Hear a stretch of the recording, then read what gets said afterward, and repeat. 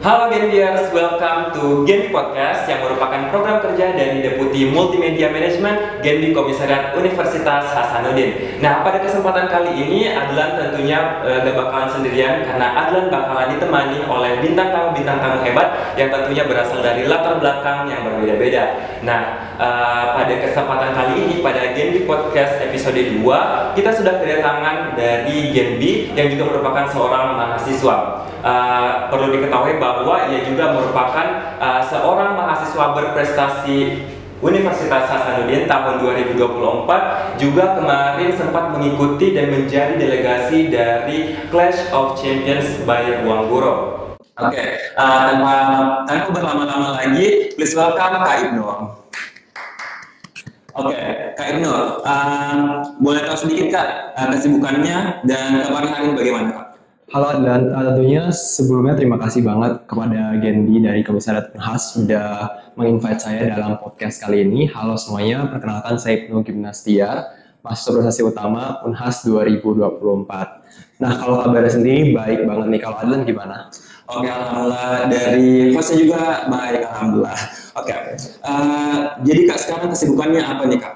Saat ini selain daripada saya akan magang juga, karena kebetulan di departemen saya hubungan internasional, kita itu wajib magang untuk semester 7. Jadi saya sedang magang juga sambil work from home dan juga sambil mengurus organisasi. Selain juga Genbi, saya merupakan Chair Indonesian Diplomacy LC1 Sulawesi, seperti itu. Wah, berarti Kak Ibnu juga sebagai seorang mahasiswa ada juga magangnya, dan kemudian juga ada 2 organisasi yang benar. Wah.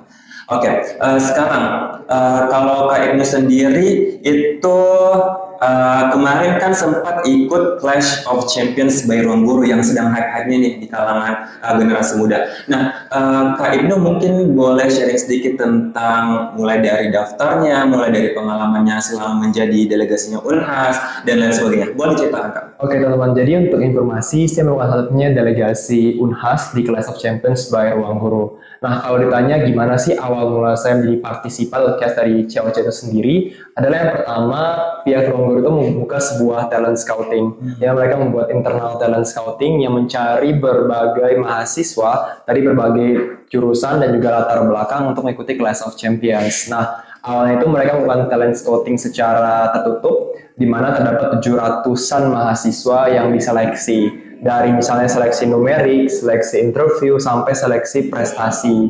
Nah, akhirnya terpilihlah 50 case COC yang telah ditampilkan di Clash of Champions by Ruangguru, seperti itu. Wah, nah experience-nya Kak, tentang pengalamannya pastinya jadi case, apakah mungkin dari soal-soalnya Kak, atau dari kayak saingan-saingannya, bagaimana tanggapannya Kak tentang itu?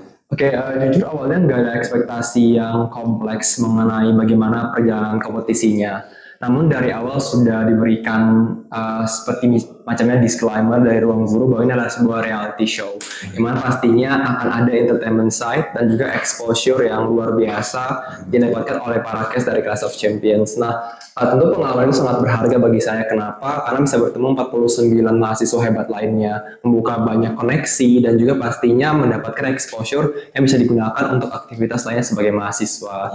Jujur kalau ditanya hal yang paling menarik dari COC sendiri itu adalah bagaimana sih sebenarnya menghadapi situasi setelah proses ini tersebut, di mana pastinya ada exposure yang tentunya tidak pernah dibayangkan sebelumnya bahwa akan sampai trending saat ini, tapi hal tersebut dimanfaatkan dengan secara positif untuk saya pastinya.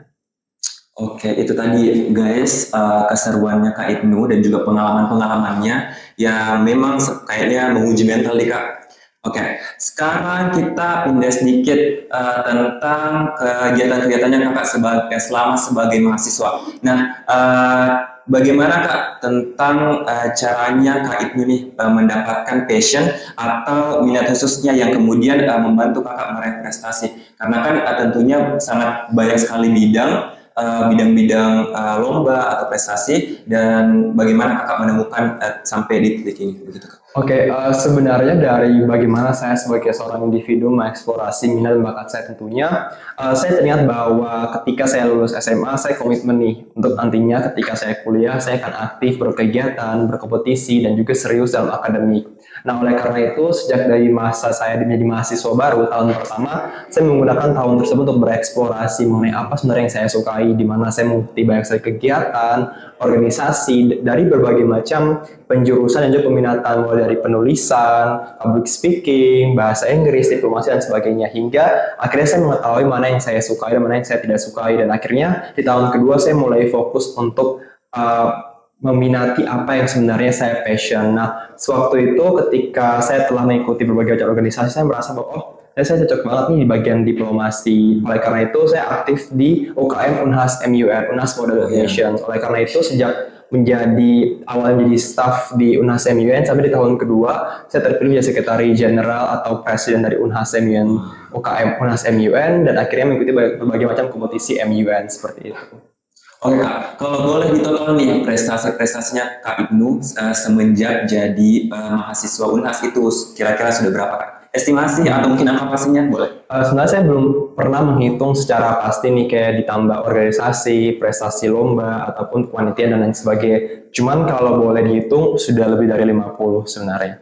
Wah, selama mahasiswa sudah lebih dari 50 kompetisi yang diikuti. Nah, itu Kak, bagaimana sih caranya Kak Ibnu atur time manajemennya Kak Ibnu? Karena kan Kak Ibnu juga sekarang sudah ada organisasi. Kemudian Kak Ibnu juga pasti kalau misalnya sebelumnya ada juga tugas kuliah, dan kemudian juga ada lagi organisasi yang harus diurus. Nah, mungkin Kak Ibnu bisa bagi sedikit tipsnya mengenai manajemen waktunya Kak Ibnu. Oke, sebenarnya bagaimana memanajemen waktu sendiri itu, saya mempunyai sebuah prioritas atau list prioritas sendiri, di mana pastinya hal yang menjadi prioritas saya akan saya lakukan terlebih dahulu. Dalam hal ini pastinya adalah hal akademik. Kenapa? Karena ketika kita sudah menyelesaikan hal akademik, misalnya tugas atau kuliah, kita akan lebih leluasa menggunakan waktu lainnya untuk non akademik. Oleh karena itu, ketika misalnya kita bayangkan di satu hari, saya akan mengikuti perkuliahan terlebih dahulu, dan after perkuliahan misalnya ketika di sela-sela interval antara kelas, saya gunakan untuk mengerjakan tugas agar selesai, dan ketika saya di rumah atau di sore hari itu bisa digunakan untuk waktu non akademik seperti misalnya ikut lomba, preparation, dan juga organisasi. Nah, selain itu juga saya aktif menggunakan tools produktivitas, misalnya aktif menjadwalkan berbagai kegiatan itu dalam Google Calendar misalnya, karena itu membantu banget supaya tahu apa sebenarnya kegiatan kita di hari ini, seperti itu. Oke, berarti berdasarkan skala prioritas, dan juga kita harus pandai-pandai menggunakan tools seperti Google Calendar untuk menjadwalkan aktivitas yang kita miliki. Seperti itu, Geribiars. Nah, sekarang apakah misalnya ketika Kak Ibnu ini ingin mengikuti sebuah lomba, apakah memang Kak Ibnu ini cari informasi-informasinya melalui media sosial, atau memang dari fakultasnya Kak Ibnu atau prodinya Kak Ibnu untuk bilang kayak Ibnu ini ada kegiatan ini, jadi boleh diikuti mungkin? Oke, untuk Departemen HI sendiri itu lebih ke arah independen sebenarnya. Meskipun ada beberapa kegiatan yang memang direncanakan atau sudah misalnya di-invite oleh pihak luar kepada departemen untuk misalnya mengirimkan delegasi, namun mayoritas dari kegiatan yang saya ikuti adalah saya cari sendiri, misalnya di internet atau di akun-akun media sosial yang biasanya memberikan informasi mengenai adanya kegiatan seperti itu. Oke, jadi itu Genbiers, mungkin kita harus lebih aktif lagi untuk mencari informasi kegiatan-kegiatan akademik di sosial media.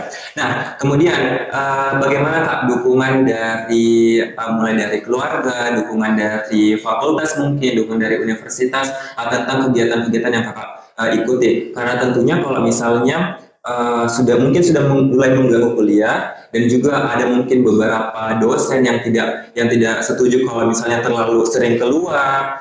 Itu Kak, bagaimana? Apakah memang Kakak ada pengalaman seperti itu, dan bagaimana Kakak atas hal tersebut? Oke, so far sebenarnya belum pernah ada pengalaman di mana dosen memberikan misalnya saya ternyata absen di kelas, atau ternyata memberikan saya warning letter untuk artinya saya terlalu aktif atau terlalu mengedepankan non akademik dibandingkan akademik, itu belum pernah. Nah, kenapa? Karena mungkin dari pihak keluarga sendiri sejak saya masih di SD misalnya, keluarga itu sudah mendukung sepenuhnya sebenarnya kegiatan saya. Mereka mengatakan kepada saya bahwa saya mempunyai pilihannya sendiri. Akhirnya ketika saya memilih sesuatu dan saya bisa bertanggung jawab untuk pilihan tersebut, maka mereka akan mensupport saya dengan misalnya kebutuhan finansial atau kebutuhan lainnya untuk nanti bisa menampilkan yang terbaik di kegiatan yang saya pilih. Nah, sementara untuk dari pihak kampus sendiri, untungnya alhamdulillah banget nih kalau dari Departemen HI itu tidak pernah mengekang atau memberikan batasan kepada mahasiswa yang bereksplorasi. Asalkan kita fokus dan serius selama kuliah akademik di kelas dan mengerjakan segala tugas, maka kebebasan itu ada di pilihan kita sebenarnya, seperti itu. Wah, jadi dukungan dari pihak keluarga maupun juga dari departemennya Kak Ibnu, yaitu Departemen HI, sangat mendukung juga segala kegiatan yang Kak Ibnu lakukan. Oke, selanjutnya, apakah ada Kak pengalaman paling berkesan Kakak selama menjadi mahasiswa berprestasi? Oke, sebenarnya pengalaman paling berkesan selama menjadi mahasiswa berprestasi adalah bagaimana sebenarnya itu adalah pengalaman yang terakumulasi sebenarnya. Kenapa? Karena ketika kita menjadi mahasiswa berprestasi semuanya akan berkesan. Karena setiap orang itu pasti melihat kepada kita nih, kita nih melakukan apa, dan kita akan menjadi seorang role model sebenarnya. Baik, misalnya simpelnya adalah banyak yang follow akun Instagram, karena apa, mereka ingin melihat seorang role model, dan akhirnya setiap waktu yang dilalui sebagai mapper itu pastinya berkesan bagi saya. Tapi kalau misalnya dipilih satu kegiatan, saya rasa itu akan lebih kegiatan yang saya ikuti secara exchange atau study abroad sebagai mapres. Ya, saya pernah study abroad kedua tempat. Pertama itu di NUS Singapura, dan yang kedua di Tianjin University China. Nah, kedua hal itu sangat berkesan bagi saya. Kenapa? Karena saya mau representasikan Unhas sebenarnya. Menurut saya, apa isu-isu pemuda yang ada di daerah saya, yang akhirnya saya bisa memberikan suara saya di tingkat global, yang itu sangat berkesan bagi saya karena saya bisa bersuara mengenai apa yang saya sukai dan apa yang saya inginkan untuk memiliki sebuah perubahan seperti itu. Oke, tadi juga Kak Ibnu sempat mention tentang selama menjadi mahasiswa berprestasi itu kan exchange ke dua tempat. Nah itu Kak, apakah itu memang bagian dari programnya mahasiswa berprestasi yang disuruh ke sana atau diinvite ke sana atau bagaimana Kak? Oke, baik, sebenarnya itu bukanlah program dari misalnya kemahasiswaan di Unhas, namun saya sendiri mencari tahu program tersebut. Nah, namun title mahasiswa berprestasi itu pastinya sangat signifikan dalam membantu profil kita ketika kita mendaftar. Nah, akhirnya title tersebutlah saya gunakan dan akhirnya itu memvalidasi bagaimana saya sebagai seorang mahasiswa dan akhirnya terpilih untuk mengikuti kegiatan tersebut seperti itu. Wah, jadi exposure-nya menjadi seorang mahasiswa berprestasi itu sangat tinggi sampai-sampai Kak Ibnu ini bisa ke exchange kedua negara, betul Kak? Benar. Oke, sekarang kita pindah sedikit dari hal-hal yang berprestasi. Nah, bagaimana? Apakah memang dari selamanya Kak Ibnu berkuliah, apa ada hal lucu yang pernah Kak Ibnu rasakan? Atau mungkin kayak momen-momen yang kayak marah-marah yang tidak baik lah selama menjadi mahasiswa? Oke, sebenarnya ini basic ya, kayak semua mahasiswa pasti pernah melakukan hal tersebut, kayak pernah tidur di kelas dan sebagainya. Dan yang lebih memalukan lagi karena tidur di kelas itu pada saat jam online. Nah, akhirnya saya kan lagi kelas kuliah umum, nah, akhirnya itu banyak banget sama mahasiswanya. Jadi akhirnya saya bilang, kalau misalnya ketiduran pun nggak akan masalah gitu. Tapi ternyata pada saat online tersebut, muka saya itu ada di first page-nya Zoom dan akhirnya itu masih turn on, jadi masih kelihatan kalau saya tidur gitu, dan akhirnya orang-orang tuh tahu kalau saya tidur dan saya di screenshot dan akhirnya di calling out oleh dosen. Tapi yang apa sih, artinya kan juga manusiawi kan, semua orang pasti hal tersebut. Dan kemudian saya pernah juga ketika kuliah offline dikunci sama dosen, diusir dan sebagainya, itu pernah karena sekali itu pernah telat karena waktu itu macet kan, dan juga kelas siang setelah istirahat, jadinya ketika waktu lagi makan di luar ketemu macet yang sebenarnya nggak dikira kalau akan macet. Nah, akhirnya itu waktu itu telat semenit saja, tapi rasanya kan agak strict ya. Perkuliahan akhirnya kita nggak boleh masuk dan akhirnya diusir. Tapi itu adalah hal-hal yang sebenarnya perlu diingat juga, kayak hal-hal lucu dan menarik selama perkuliahan. Jadi normal aja sih. Oke, mungkin itu tadi hal-hal lucu atau yang berkesannya Kak Ibnu selama menjadi mahasiswa. Nah, sebenarnya juga itu hal yang normal karena mungkin semua mahasiswa pernah alami dan mungkin bisa dijadikan pelajaran untuk kedepannya. Betul Kak Ibnu? Benar-benar. Oke, sekarang fun fact tentang Kak Ibnu. Apa sih mata kuliah favoritnya Kak Ibnu dan satu mata kuliah yang paling difavoritkan dan satunya mata kuliah yang kurang begitu disukai?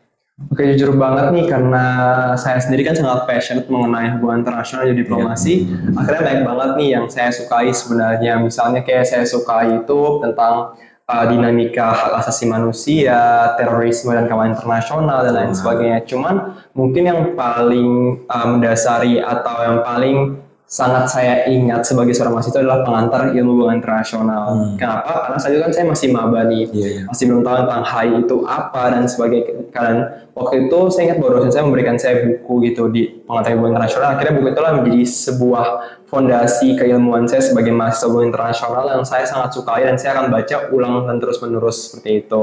Nah, kalau misalnya hal yang paling saya kurang minati itu lebih ke metodologi penelitian sosial karena waktu itu kelasnya itu menggunakan tools namanya SPSS ya untuk penelitian kuantitatif angka, penghitungan angka dan sebagainya, dan itu sangat sulit ketika kita menghitung sebuah fenomena sosial dalam bentuk angka. Akhirnya itu sangat rumit dan berbagai macam rumus dan juga pengaturan yang harus kita lalui, dan akhirnya itu agak sulit bagi saya, tapi turns out itu sangat bisa dikatakan bermanfaat tentunya ketika nantinya saya menggunakan hal itu untuk keilmuan saya seperti itu.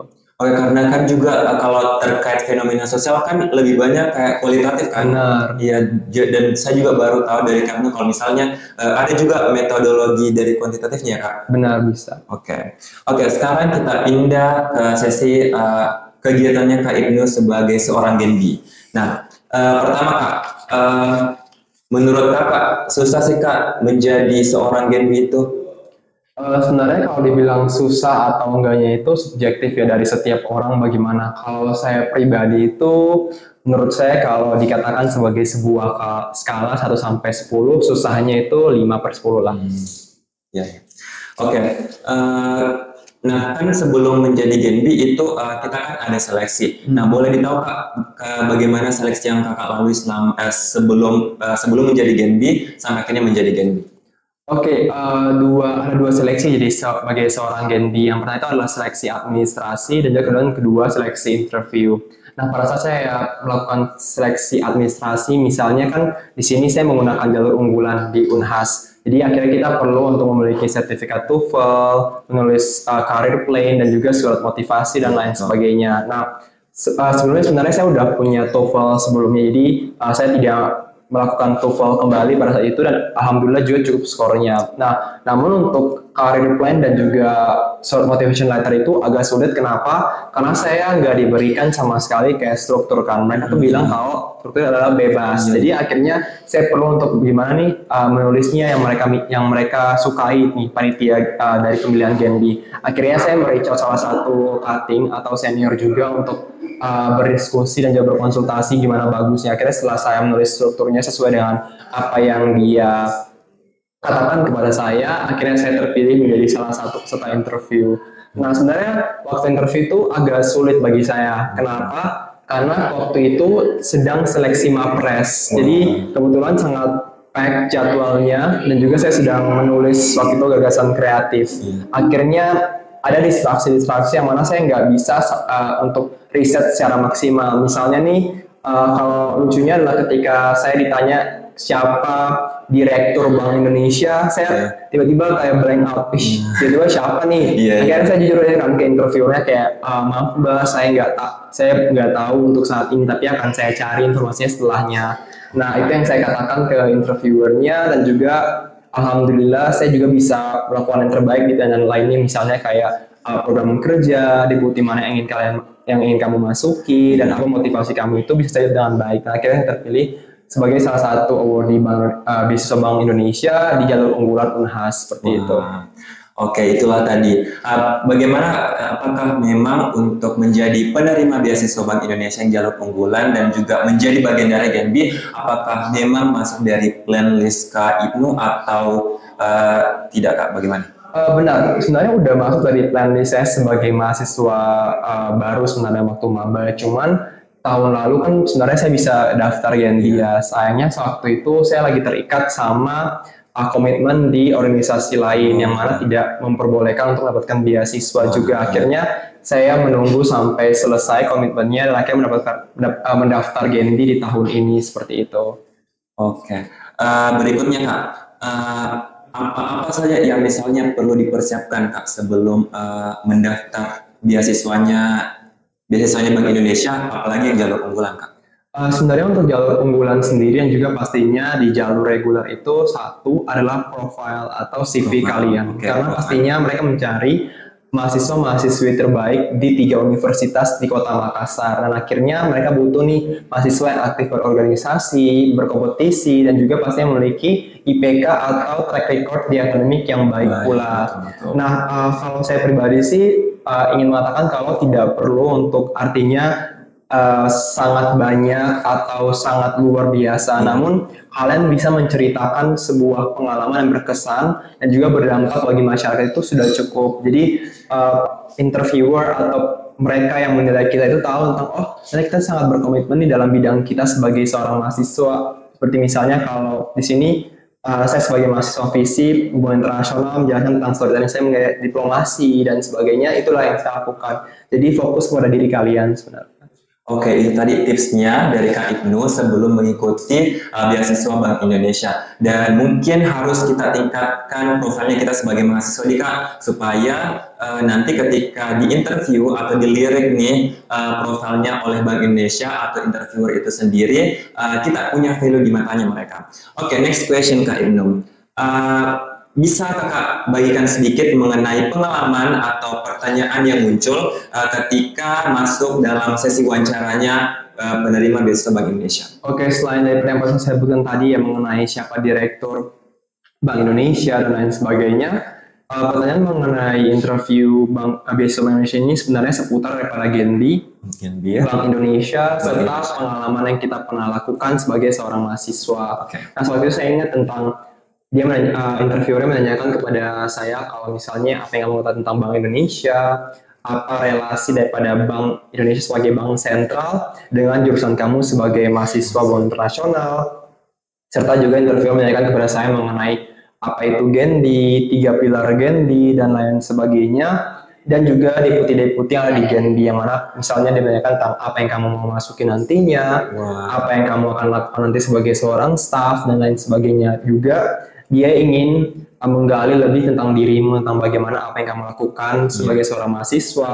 ceritakan mengenai dampak dan kontribusi dalam organisasi, dan juga lebih kepada storytelling diri sendiri. Cuman one key takeaways yang sebenarnya harus ditanamkan ketika kita melakukan interview di Genbi itu adalah bagaimana sebenarnya kita mengenal tentang diri kita sendiri, pahami diri sendiri, karena itu adalah sebuah hal yang countless ketika maksudnya pointless ketika kita misalnya menulis berbagai macam kompetisi organisasi, namun kita nggak bisa menceritakan hal tersebut gitu. Akan ada ketidakpercayaan di sini. Jadi percaya pada dirimu sendiri dan tahu tentang apa yang akan kamu katakan nantinya, seperti itu. Oke, jadi itu tadi pertanyaannya Genbias mengenai apa sih yang ditanya-tanyakan ketika wawancara nanti. Ada pertama dari tentang Bank Indonesia itu sendiri, kemudian ada tentang Genbi, dan yang ketiga tentang diri kalian sendiri. Oke, sekarang next question. Apa tips atau saran dari Kakak untuk mahasiswa yang ingin mendaftar Bank Indonesia? Bagaimana tipsnya Kak? Atau sarannya mungkin supaya nanti the next awardee of beasiswa Bank Indonesia bisa mempersiapkan dirinya dari sekarang? I think untuk proses seleksinya sendiri yang saya katakan ya, kalau misalnya kalian harus perkuat profile dan juga pahami tentang diri sendiri gitu. Jangan sampai kalian menulis hal yang template, maksudnya tentang motivasi, saya ingin beasiswa karena ini akan membantu saya dan bla bla bla. Tapi carilah hal unik sebenarnya, hal yang spesifik. Kenapa sih kalian harus menjadi seorang award dari Bank Indonesia? Sewaktu itu saya katakan kalau misalnya bantuan finansial yang diberikan oleh Genbi itu akan membantu saya sebagai seorang diplomat nantinya. Kenapa? Karena ketika kita menjadi seorang diplomat, kita harus mempersiapkan banyak hal, misalnya IELTS, tes CPNS, dan sebagainya. Menurutku finansial itu adalah satu hal yang membantu kita. Oleh karena itu saya tanamkan bahwa jadi seorang award di Bank Indonesia akan membantu saya sebagai seorang diplomat di masa depan, yang pastinya itu akan berkontribusi kembali kepada negara. Itulah saya kaitkan tentang bagaimana hal spesifik yang saya inginkan. Nah, kemudian untuk kalian perlu tahu bahwa ketika kalian jadi seorang award di Genbi itu kalian akan mengikuti 2 organisasi sekaligus, yaitu Genbi Wilayah dan juga Genbi di Komsat. Nah, artinya kalian harus tahu nih apa yang akan kalian lakukan. Nah, memilih deputi yang kalian suka itu adalah hal yang sebenarnya harus dilakukan, karena suatu nanti kan akan banyak banget program kerja yang nanti berdampak kepada masyarakat. Oleh karena itu harus dipilih sesuai passion. Seperti itu. Oke. Satu lagi Kak Ibnu, pertanyaan tentang diri Kak Ibnu. Kita kan sebagai Gen Z ini kan kayak ada rasa malas dari setiap dirinya kita masing-masing. Nah, bagaimana Kak caranya Kak Ibnu sendiri atas rasa malasnya itu, karena mungkin ada beberapa dari Gen Biers yang mungkin bukan hanya Gen Biers tapi juga orang-orang di luar sana yang memang rasa malasnya itu kadang-kadang terlalu berlebihan sampai menjadi tidak produktif. Mungkin dari Kak Ibnu bisa jelaskan. Oke, mungkin sedikit disclaimer ya, kalau misalnya saya nggak seproduktif itu kok, maksudnya saya nggak setiap hari juga bakal membaca buku dan sebagainya, tapi sebenarnya saya mempunyai sebuah dikatakan strategi untuk nantinya bisa lebih produktif. Itu adalah ketika saya di setiap minggunya itu pastinya ada namanya lazy day atau hal-hal yang hari dimana saya bermalas-malasan dan tidak melakukan hal-hal produktif, lebih kepada hal-hal yang saya sukai. Misalnya saya pergi misalnya traveling atau menonton film yang saya suka, yang artinya kan orang-orang katakan bahwa itu hal-hal yang sebenarnya kurang membantu produktivitas karena kita menonton film saja berjam-jam. Tapi menurutku itu adalah bagaimana kita regain energi sebenarnya. Stress relief mungkin. Iya, stress release juga. Akhirnya ketika kita melakukan produktivitas di hari lain itu lebih maksimal lagi, seperti itu. Nah, kemudian kedua, untuk bagaimana produktivitas itu adalah kita list down sebenarnya. List down apa yang kita akan lakukan. Nah, awalnya itu saya sedikit sulit nih untuk misalnya mengatur apa yang akan saya lakukan karena saya nggak pernah listing down. Nah, artinya ketika saya melist semua aktivitas dalam satu hari, saya tahu nih jam segini saya harus melakukan ini dan sebagainya. Akhirnya saya stick to the schedule yang pernah saya buat dan itu membantu produktivitas saya. Dan yang ketiga itu finding your why sebenarnya. Betul. Karena kebanyakan dari Gen Z sekarang ini kan lebih ke fear of missing out. Mereka FOMO nih kalau temannya melakukan hal A, mereka pengen hal A. Padahal tuh mereka nggak suka, mereka tuh nggak minati hal tersebut. Akhirnya akhirnya tuh mereka kadang lebih banyak burn out dan sebagainya. Akhirnya jadinya malas melakukan dan sebagainya. Nah, hal tersebut yang perlu sebenarnya kita remove atau eliminate dari diri kita sendiri. Finding your why, kenapa sih kalian melakukan hal ini? Karena kan kalau ada motivasi atau alasan yang kuat dari awal, kita pastinya nggak akan malas dan akan lebih bersemangat dalam melakukan hal tersebut. Seperti itu. Betul, supaya ada tatanan yang lebih jelas nih Kak. Benar-benar.